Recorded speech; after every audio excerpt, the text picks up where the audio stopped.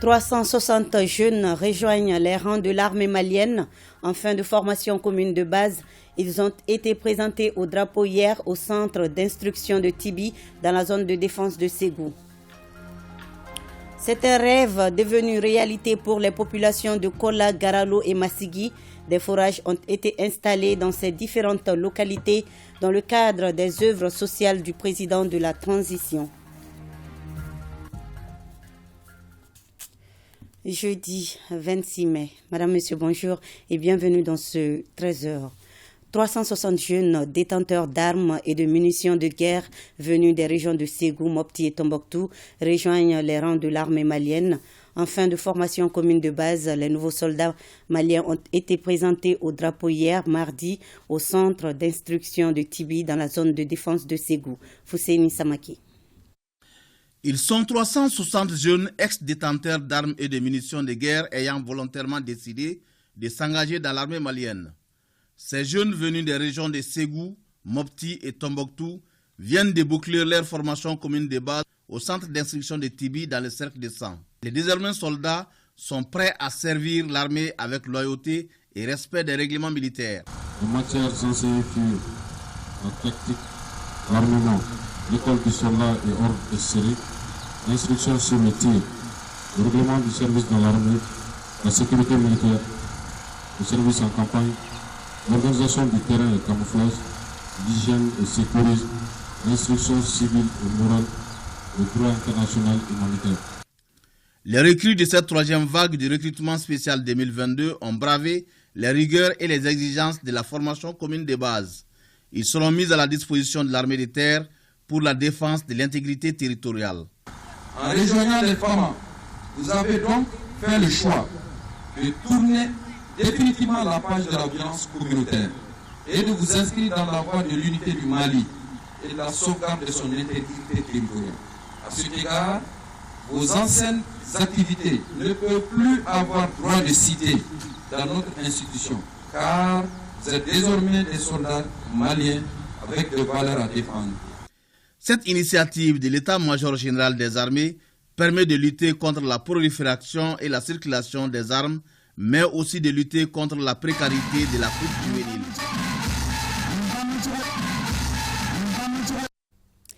L'Organisation de l'Unité africaine, devenue par la suite l'Union africaine, a fêté ce 25 mai ses 59 ans d'existence. Une organisation panafricaine dont l'idée a été nourrie et concrétisée par les pères de l'indépendance réunis à Addis Abeba en 1963. Fondateur et co-rédacteur de la charte de l'Union africaine à travers son premier président, Feu Modibo Keïta, le Mali a été de tous les combats pour l'unité et la libération depuis plus d'un demi-siècle. Ironie du sort, c'est le Mali qui subit aujourd'hui les sanctions de la même organisation panafricaine. Pour mieux comprendre ces réactions, suivons ce dossier réalisé par Abdoulaye Sako et Gaussou Ajtouri. La tour de l'Afrique, l'avenue de l'Oya, le monument Kwame Nkrumah ou encore le square Patrice Lumumba qui trône dans la capitale sont autant d'édifices panafricains qui prouvent à suffisance l'attachement de notre pays à l'unité africaine. Et c'est le père de l'indépendance, Feu Modibo Keïta, qui a posé lui-même les jalons de cet idéal dans les années 1950. Illustration par ses déclarations. Si, pour la Fédération du Mali, si, pour l'unité africaine, je dois donner ma vie, je n'hésiterai pas. Je ne reculerai pas, je le jure. Le Mali ne saura considérer sa mission comme accomplie tant qu'un seul pouce du sol africain sera occupé par les colonialistes avides. La République du Mali peut conclure avec tout État d'Afrique des accords d'association ou de communauté comprenant l'abandon partiel ou total de souveraineté en vue de réaliser l'unité africaine. L'un des initiateurs et co-rédacteurs de la charte de l'Organisation de l'Unité africaine de l'époque, le père de l'indépendance malienne, est celui qui a proposé en 1963 l'intangibilité des frontières issues de la colonisation. Son combat, une Afrique unie au-delà des divergences. De l'unité, seul dépend notre salut à tous et l'avenir de notre Afrique bien-aimée. Liberté, paix, progrès, bonheur, n'est-ce pas là la finalité de notre politique commune? Chacun s'accorde à reconnaître que le développement de l'Afrique ne peut s'effectuer que dans un climat de paix. Pourtant, l'apport du Mali ne s'est pas limité au temps de Modibo Keïta. Le pays a été de tous les combats pour atteindre l'unité africaine. Le combat était constant de la part de Modibo et même après le coup d'État, le président Moussa Traoré, qui a d'ailleurs été président en exercice de l'OIA, aussi a mené le même combat. Nous savons que nous, les Maliens, de façon générale, nous avons été contre toutes les formes de domination étrangère. Le Mali a été présent partout où il était nécessaire, en tout cas d'affirmer les dispositions de la charte et de l'Organisation de l'Unité africaine. Et curieusement, c'est ce pays qui subit aujourd'hui les sanctions de la même Union africaine, car il a décidé d'affirmer pleinement sa souveraineté. Cela peut paraître paradoxal que nous soyons à la base de tous les combats pour la cause des autres et qu'aujourd'hui c'est nous qui soyons sanctionnés par les mêmes. C'est paradoxal, c'est incompréhensible de la part de tout le monde. Un embargo est très lourd. L'embargo ne visera pas les tenants du pouvoir. L'embargo va plutôt viser les populations. Et c'est dans cela vraiment que nous avons trouvé tous, et à l'unanimité dans notre pays, qu'il y a un acharnement contre nous. Et nous ne comprenons pas sur quelle base cet acharnement va se faire. Pour Dr Sylla, l'Union africaine doit revoir le cas Mali sous un autre angle. Nous sommes dans une situation particulière et qu'il puisse vraiment enlever ces sanctions-là qui touchent notre pays aujourd'hui. Je crois qu'il y a d'autres méthodes, d'autres voies qui peuvent nous aider à arrondir les angles entre nous. Pour parachever le combat des pères de l'indépendance enclenché il y a 59 ans, les Africains doivent s'unir et affirmer leur souveraineté vis-à-vis d'une quelconque puissance soit-elle. Aujourd'hui, 60 ans après, au lieu d'être des pays puissants, émergents, nous sommes à même à nous interroger si cette indépendance nous a été utile ou pas. C'est une interrogation. Et je dis qu'aujourd'hui, pour y sortir, il faut que les gens soient plus courageux, plus audacieux, de rompre un certain nombre de liens. Et c'est en cela que je salue en tout cas, le gouvernement actuel de la transition malienne, qui est quand même assez courageux, qui est allé à cette rupture-là, et à pouvoir dire certaines vérités, et à pouvoir affirmer notre souveraineté dans sa plénitude. Avec une telle dynamique, les vœux formulés à Addis Abeba en mai 1963 par les 31 pays seront exaucés.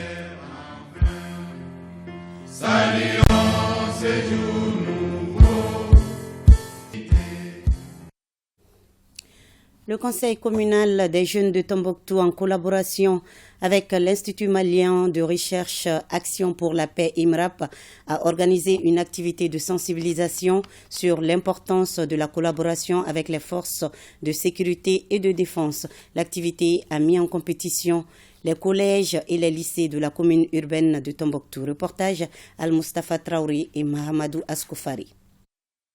Pour renforcer la collaboration entre les forces de sécurité et de défense avec la population, le Conseil communal des jeunes de Tombouctou, en partenariat avec l'Institut malien de recherche Action pour la paix IMRAP, organise une activité de sensibilisation qui a mis en compétition les collèges et les lycées de la ville de Tombouctou en imitation d'artistes et en sketch sur la thématique.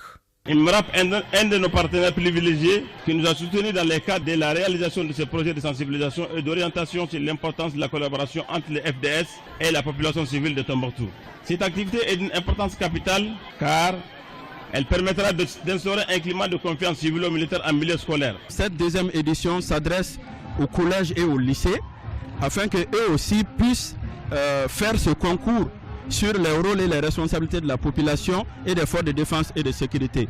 Parce qu'aujourd'hui, tous les acteurs de la société doivent jouer leur partition, y compris les enfants. C'est une activité de très grande envergure qui a permis quand même de mettre en compétition bon nombre d'écoles ici à Tombouctou. Ils ont compétit en solo, en plaidoyer, en chœur, beaucoup d'autres choses. Vraiment, ça nous a vraiment montré l'efficacité, les talents de ces différentes écoles. Je pense que ces activités sont des activités qu'il faut encourager dans la ville de Tombouctou. Cette activité, qui est à sa 2e édition, est remportée par l'école Beiri. La 2e place au lycée public Elmat et la 3e place revient au second cycle Yehia Alkaya. Les populations de Kola, Garalo et Massigui ont vu l'eau couler dans leur localité ce 24 mai 2022. Un rêve devenu réalité grâce aux œuvres sociales du chef de l'État, le colonel Assimi Goïta. Notre correspondant à Bougouni, Jafar Aïdara, a suivi l'inauguration de ces forages pour nous. Reportage.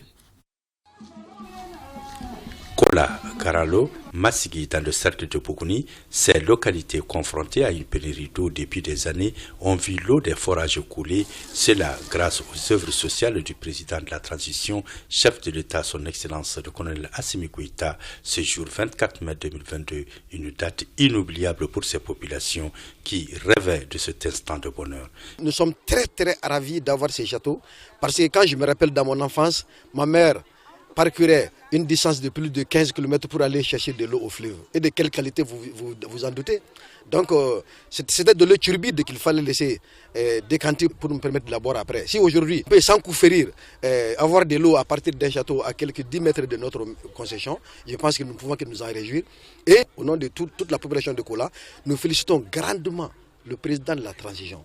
Nous lui souhaitons très longue vie. Partout, les bénéficiaires ont salué les œuvres sociales du président, car sans l'eau, il n'y a pas de développement. Un sentiment de travail bien accompli, parce qu'on voit que tous les points d'eau qui ont été inaugurés, ça valait vraiment la peine. C'est le lieu de remercier les gouverneurs de région qui sont avec leur population et qui trouvent les points pour nous.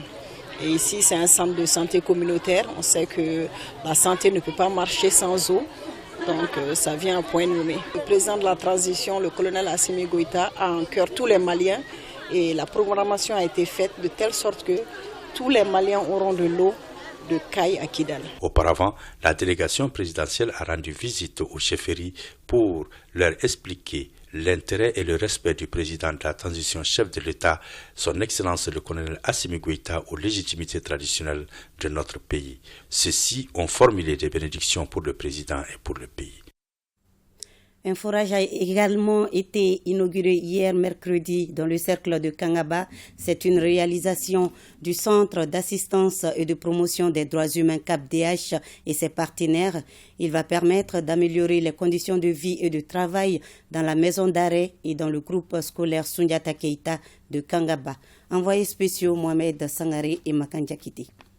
Cet ouvrage réalisé par les centres d'assistance et de promotion des droits humains, CAPDH, est une pierre de coups pour le cercle de Kangaba, car il viendra pallier le problème d'eau potable à la maison d'arrêt de Kangaba et au groupe scolaire Soundiata Keita de la localité. Une aubaine pour les bénéficiaires. Aujourd'hui, il vient de nous gratifier un forage d'eau d'une capacité, s'il vous plaît, de 200 litres, qui nous permettra de faire face aux pénuries d'eau et d'avoir surtout de l'eau potable en quantité suffisante. Quelle belle preuve de justice, de paix et de citoyenneté. L'impression est grave. Nous sommes très contents de recevoir cet ouvrage, car tous nos travaux sont liés à l'eau. Cette action humanitaire de CAPDH consiste à protéger la santé des bénéficiaires. L'infrastructure a été réalisée grâce à l'appui financier du Fonds d'appui aux moteurs du changement. Ces forages, aujourd'hui, même en cas de coupure ou de pénurie d'eau, rassurez-vous, l'eau potable coule en permanence. Le centre a pour vision de faire du Mali un véritable état de droit dans lequel les droits humains sont promis et respectés. Le FAMOC offre une grande opportunité aux organisations de la société civile pour contribuer à la promotion de la citoyenneté, la gouvernance inclusive, les droits humains et ainsi nous allons contribuer à la promotion d'une société malienne plus pacifique.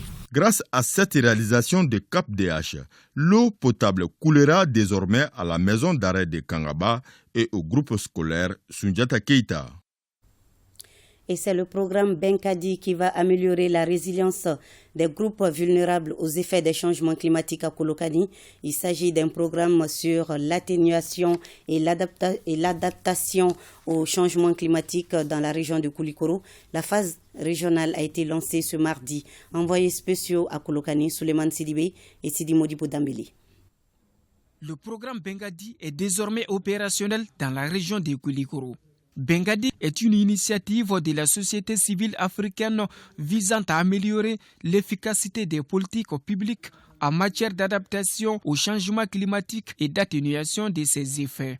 Il est mis en œuvre par un consortium de 4 ONG africaines et une ONG néerlandaise. C'est un programme de plaidoyer lobbying pour l'atténuation et l'adaptation de ces 4 pays dont Mali, Burkina, Côte d'Ivoire, Bénin et notre partenaire des Pays-Bas.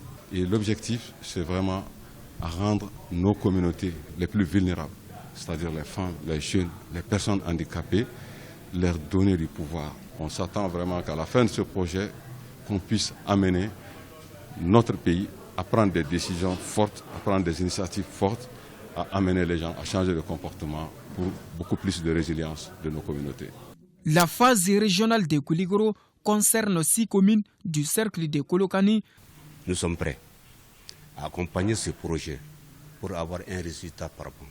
Les interventions du programme Benkadi du Secours ONG contribueront sans nul doute à une meilleure prise en compte des changements climatiques et les pratiques de gestion durable des terres dans les programmes de développement économique, social et culturel des 6 communes d'intervention de la région de Koulikoro. Le programme Benkadi intervient dans 3 régions du Mali. Il est financé par le Royaume des Pays-Bas pour une durée de 5 ans. Les membres de l'Alliance citoyenne pour la réforme du secteur de la sécurité ont tenu une conférence de presse ici à Bamako. Koumba Sissé nous en parle. Promouvoir la sécurité dans toutes les régions du Mali, c'est ce qui justifie la création de l'Alliance citoyenne pour la réforme du secteur de la sécurité. À cette occasion, les membres de l'Alliance ont invité les journalistes pour leur expliquer les raisons de la mise en place de ce groupement. C'est une initiative qui est partie d'un constat. La société civile n'était pas impliquée à hauteur des souhaits dans le processus de gouvernance du secteur de la sécurité. Nous nous en sommes rendus compte à travers une série d'études et une série de forats qui ont été organisés un peu partout sur le territoire national. Et les résultats de ces études et de ces forats nous ont clairement montré qu'il y avait un handicap en termes d'appropriation du processus de réforme du secteur de la sécurité un peu partout sur le territoire national. Et l'une des recommandations qui nous est revenue le plus, c'était de fédérer la société civile pour plus d'impact sur le processus de réforme du secteur de la sécurité. La mission de l'Alliance citoyenne a été partagée aussi avec les journalistes. La mission principale de l'Alliance sera de promouvoir l'implication de la société civile dans le processus de gouvernance du secteur de la sécurité. À la fin de la cérémonie de lancement, le coordinateur de l'Alliance citoyenne a invité les acteurs de la société civile à s'engager dans ce processus afin de remonter leurs préoccupations aux autorités compétentes sur la sécurité au Mali. Et nous allons clore ce journal avec une sortie récréative. Le Rotaract Club Bamako Alassane Kanté a accompagné hier mercredi plusieurs enfants de l'orphelinat Niaber au parc national. Cette sortie vise à donner de l'affection, du coup passer des moments de distraction et de joie avec ces enfants admis au centre Niaber. Bokari Koulibaly. Venir en aide aux couches les plus démunies, telle est sa mission. Il s'agit du Rotaract Club Bamako Alassane Kanté, une organisation internationale de jeunes œuvrant dans l'humanitaire. Pour cette 7e fois consécutive, le club a organisé ainsi une sortie récréative au profit des enfants de l'orphelinat Niaber, et cela dans l'optique de leur apporter de l'affection. Au lieu de se limiter aux dons, les enfants ont plus besoin de ce contact humain-là, de cette affection. Ils en ont vraiment besoin de voir d'autres choses, d'autres réalités, s'amuser et partager un repas avec eux. La présidente de l'orphelinat Niaber a salué et insisté sur l'importance de ce genre d'initiative pour sauver des innocents. Je suis contente de voir que la ligne de solidarité continue au niveau du Rotaract. Quand un enfant n'a pas de parents, il a plus encore besoin de sortir pour découvrir autre chose que l'internat. C'est vraiment pas bon. Je suis très content. On a mangé des biscuits. On a joué. La sortie a permis aux enfants de l'orphelinat Niaber de se divertir et passer des moments de joie et de convivialité. Voilà, c'est la fin de cette édition. Merci à vous de l'avoir suivi et passez un bel après-midi avec nous.